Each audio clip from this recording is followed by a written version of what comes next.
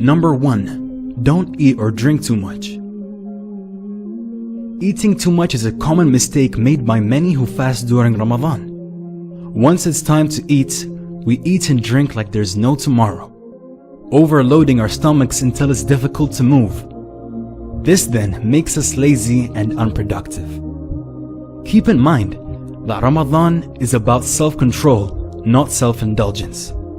So let's try to stick to the prophetic rule on eating. Fill our stomachs with 1/3 food, 1/3 water, and 1/3 breathing space, inshallah.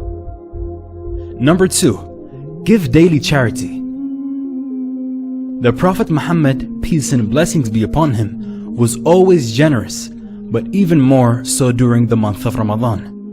The rewards for charity are increased so much during Ramadan that we strongly advise everyone who can to donate a little amount every single day during Ramadan. The reward will be multiplied many times. This way you can also guarantee your donation is on Laylatul Qadr, the night of power. A person who donates only 10 pounds on Laylatul Qadr will have the reward of donating 300,000 pounds of charity. Subhanallah, don't miss out. Number 3. Pray 5 times a day. During the month of Ramadan, you will find the masjids completely packed out during Taraweeh prayers, which is amazing. But then, during the 5 daily prayers, you will notice the masjids are nowhere near as packed. Unfortunately, many people have mixed up their priorities.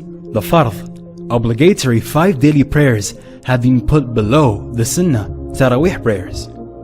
Although nobody can deny the importance of the Taraweeh prayers, which comes with an abundance of rewards and blessings, the 5 daily prayers will always be greater and above all the sunnah or optional prayers. So please, do not neglect your obligations this month. Number 4. Month of the Quran. During Ramadan, many Muslims try to finish the Quran as fast as possible. Some people finish reciting it 2, 3, or even 5 times. Subhanallah, as though it's a speeding competition.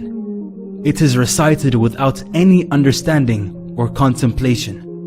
Although there is always benefit in reciting the verses of the Quran, there is a greater benefit in reciting with understanding, because the purpose of the Quran is to guide mankind. And how can we be guided if we don't take time to understand the verses? So make this the month you truly connect with the Quran.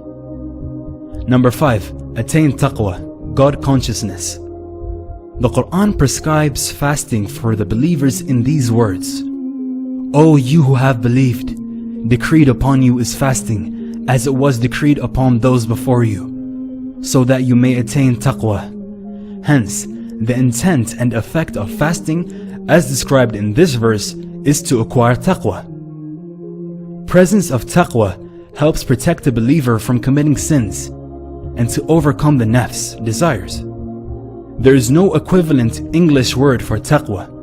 In Islamic terminology, taqwa refers to a state of consciousness where one constantly feels the presence of his Creator, obeys his commands to attain his pleasure, and avoids disobedience to him, not only out of his fear, but also for the love of him. These are just 5 tips from the Merciful Servant team, wishing you all a very blessed Ramadan. Please share these tips with your friends and family, and let us know if you want to see more top 5 videos this Ramadan.